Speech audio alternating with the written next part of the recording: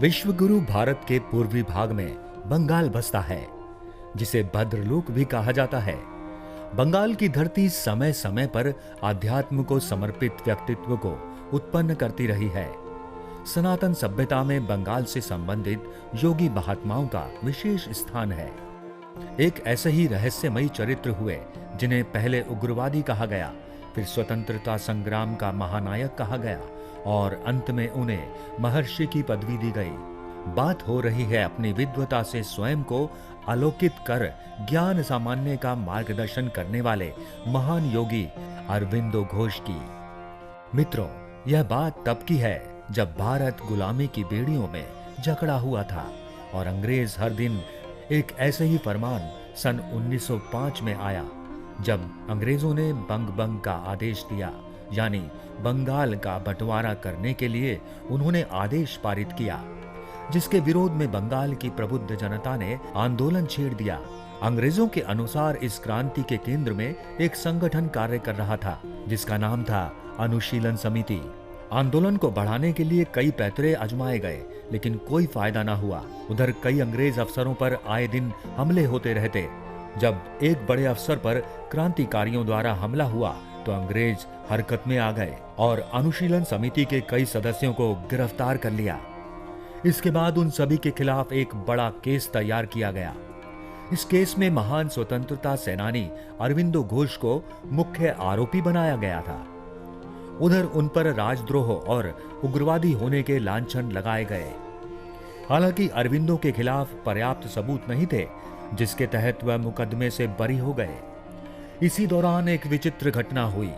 राष्ट्र को समर्पित अरविंदो की चेतना जागृत हो चुकी थी। वे अब आध्यात्म की ओर जा रहे थे। केस समाप्त होने के बाद अरविंदो ने संन्यास की घोषणा कर दी और स्वयं को आध्यात्म के साथ एकाकार कर लिया। 15 अगस्त 1872 में जन्मे अरविंदो बालकाल से ही एक एकाग्र बुद्धि एवं मेधावी विद्यार्थी थे। उनकी शिक्षा दार्जिलिंग के एक क्रिश्चियन कॉन्वेंट स्कूल में हुई।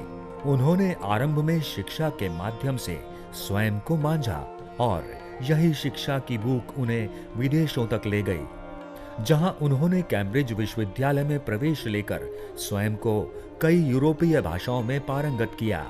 ICS जैसी प्रतिष्ठित परीक्षा में उन्होंने 11वीं रैंक प्राप्त की। वह अत्यंत पढ़े लिखे सन्यासी थे, जिन्हें अलौकिक ऊर्जा के साथ सांसारिक चीजों का भी बहुत अच्छा ज्ञान था। संन्यास ग्रहण करने के बाद उन्होंने अपना एक अलग तरह का दर्शन स्थापित किया। भारतीय योग पद्धति का भी उन्होंने अध्ययन किया।